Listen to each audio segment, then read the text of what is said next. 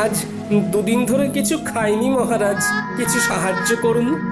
এটা কি করে সম্ভব গোপাল? তুমি তো কম রোজগার করনি, কোথায় গেল সেই সব অর্থ? বিশ্বাস করুন মহারাজ, কিভাবে যেন সব অর্থ আমার কাছ থেকে চলে গেল। তুমি বাজে খরচ করেছো, আর কি করবে? আমি চাইছি না মহারাজ, কিন্তু তবুও খরচ হয়ে যাচ্ছে। এটা কি সম্ভব গোপাল? তুমি চাইছো না অথচ তোমার জমানো অর্থ তোমার হাত দিয়ে খরচ হয়ে যাচ্ছে। এইরকম নির্ভেজাল কাল গল্প দেয়া কবে থেকে শিখলে গোপাল? হারামো বাদ দিয়ে এখন থেকে ফাজলামো শিখেছো? বাবা বাবা বাবা! গোপাল কোনো বিপদের মধ্যে পড়েছে, নইলে গোপাল তো মিতব্যয়ী, কোনো বাজে খরচ করে না।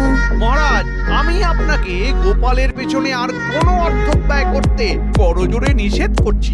আমারও তাই মত মহারাজ, দয়া করে আপনি আর একটি মোহরও দেবেন না। আমারও তাই মত। গোপালকে আর কোনো অর্থ দেওয়া মানে বসে ঘি ঢালা। কি হে বিজ্ঞানী, তোমার কি মত?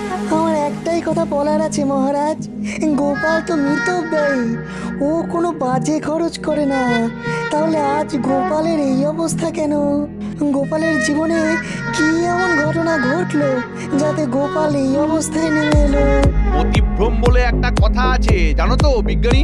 দূর করে দিন মহারাজ, দূর করে দিন। যাও গোপাল যাও, তুমি বরং বাড়ি যাও, আবার তোমার পুরনো ব্যবসা নিয়ে হাটে মাঠে বসো। আমি আর তোমাকে কোনো সাহায্য করতে পারবো না। যাও, আর দাঁড়িয়ে থেকো না। তাহলে আপনি আর সাহায্য করবেন না? না গোপাল, আমার সব সভাসদেরাই তোমাকে সাহায্য করার বিরুদ্ধে।